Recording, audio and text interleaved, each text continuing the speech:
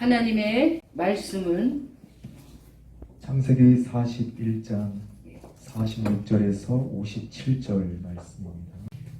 목사님께서 봉독해 올려주시겠습니다. 요셉이 애굽 왕 바로 앞에 설 때에 30세라. 그가 바로 앞을 떠나 애굽 온 땅을 순찰하니 7해 풍년의 토지 소출이 심히 많은지라.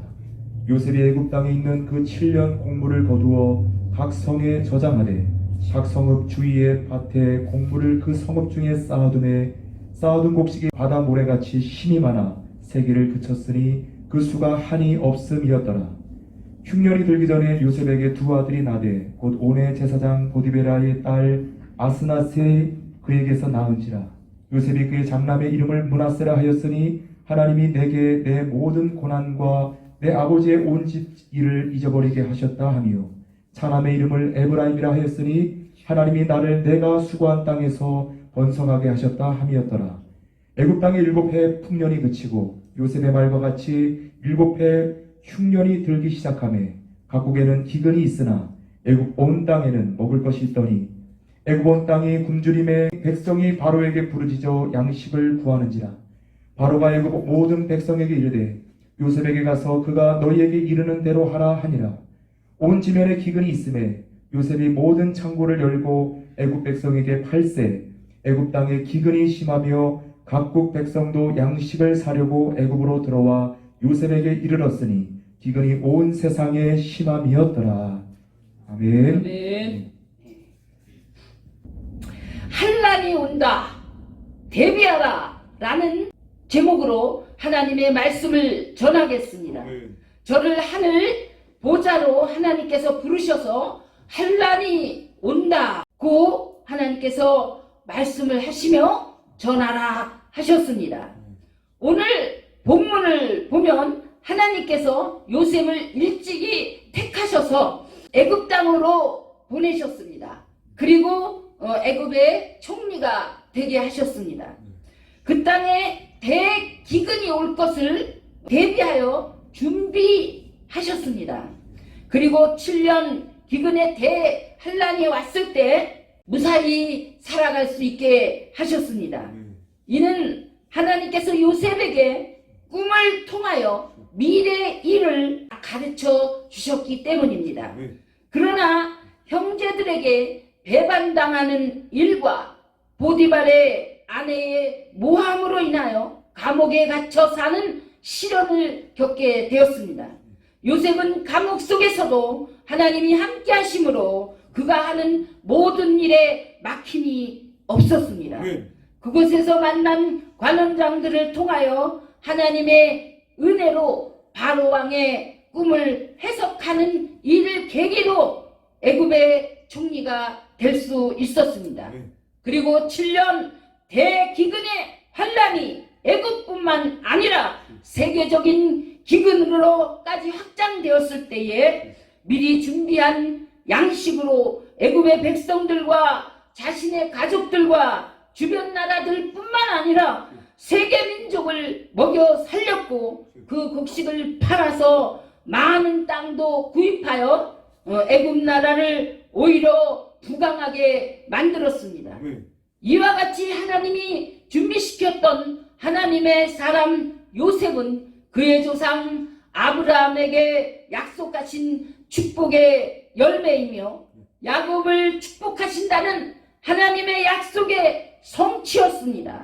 지금 이 시대에도 살아계신 하나님께서 아브라함과 요셉과 야곱을 선택하셔서 하나님이 함께 하시는 축복의 역사를 이루어 가시는 중에 계십니다. 여러분 모두 잘 감당하시기를 주님의 이름으로 축원드립니다. 지난날 우리나라에 IMF 위기가 왔을 때의 일입니다. 하나님께서 저에게 말씀하시기를 나라의 경제를 쓸어버리겠다고 하셔서 하나님의 말씀을 사람들에게 열심히 전했지만 별로 반응이 없었습니다.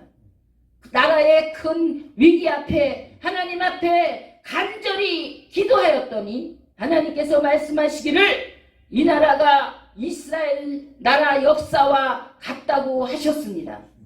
죄를 지어 징계하면 회개하고, 그래서 회복시켜 주면 또다시 죄를 짓고, 또 징계를 하면 또 회개하고, 또 회복시켜 주면 또다시 반복하는 이스라엘 나라 역사와 똑같이 악순환하던 이스라엘과 같다라고 말씀하셨습니다.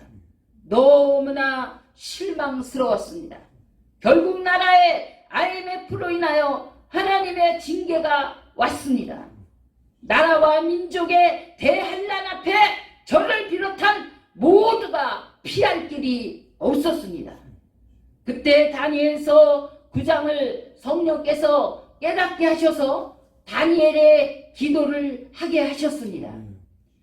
내가 금식하며 베옷을 입고 죄를 덮어쓰고 주 하나님께 기도하며 간구하기를 결심하고 자복하여 이르기를, 크시고 두려우신 주 하나님, 주를 사랑하고 주의 계명을 지키는 자를 위하여 언약을 지키시고 그에게 인자를 베푸시는 이여, 우리가 범죄하여 패역하며 행악하며 반역하여 주의 법도와 규례를 떠나싸우며 우리가 주의 종 선지자들이 주의 이름으로 우리 왕들과 우리의 고관과 조상들과 온 국민에게 말씀하신 것을 듣지 아니하였나이다.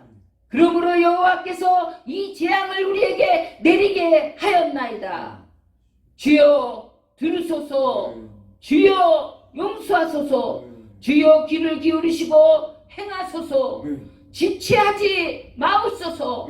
나의 하나님이여 주 자신을 위하여 하시옵소서. 이는 주의 성과 주의 백성이 주의 이름으로 일컫는 바 됨이니이다. 하나님께는 긍휼과 용서함이 있사오니 우리를 긍휼히 여기시옵소서. 주님께서 다니엘의 기도에 응답하신 것처럼 저에게도 응답하셨습니다. 환상과 계시로 열어주셨습니다. 높은 빌딩과 낮은 건물이 있는데 그것이 무너지고 짙은 구름이 땅 위에 임하는 것을 보이셨습니다. 그리고 설명해 주셨습니다. 이제 이 나라에 높고 잘 사는 것을 부수어서 공평하게 하고 다시 건설하겠다. 그리고 농업가를 공업국가로 바꾸어서 선진국이 되게 하리라. 그리고 이것을 세계에 알려 내가 여호와인 것을 온 세계에 전하게 할 것이니라. 너희는 전 세계에 있는 내 백성들에게 나를 전하고 가르쳐라. 그리하면 너희 나라를 내가 지켜줄 것이라고 말씀하셨습니다. 이 말씀을 통해 이 나라 대한민국이 살 길은 세계 선교라는 것을 절실히 깨닫게 하셨습니다. 새롭게 건설하셔서 선진국으로 발전해 가게 하셨습니다. 또한 주의 성령으로부터 이끌린 바가 있어 필리핀 선교지인 바단 인근 섬에 갔었습니다. 그곳에서 배를 타고 20분 정도 들어가면 제2차 세계대전 때 태평양 군 사령부의 본부가 있습니다. 지금은 세계 전쟁사의 유적지로서 세계 각국에서 관람하러 찾아옵니다. 그곳에는 2차 세계대전을 지휘했던 메가더 장군의 동상이 있습니다. 당시 꼭두 새벽에 일본군들이 쏜 폭탄에 맞아 군 막사와 곳곳의 건물들이 파괴되고 비참한 모습 그대로를 볼 수 있습니다. 그때 부대를 지키던 파수꾼들이 그곳을 향해 날라오던 폭격기를 주시하고 나팔을 불어 방어를 했더라면 그런 대참사는 일어나지 않았을 것입니다. 그러나 애석하게도 그것을 보지 못했고 듣지 못하고 있었다가 한순간 폭격을 맞았고 패전을 하고 말았습니다. 그런 와중에도 메가더 장군은 구사일생으로 피할 수 있었고 미국으로 돌아가서 군을 재정비하였습니다. 결국은 메가더 장군이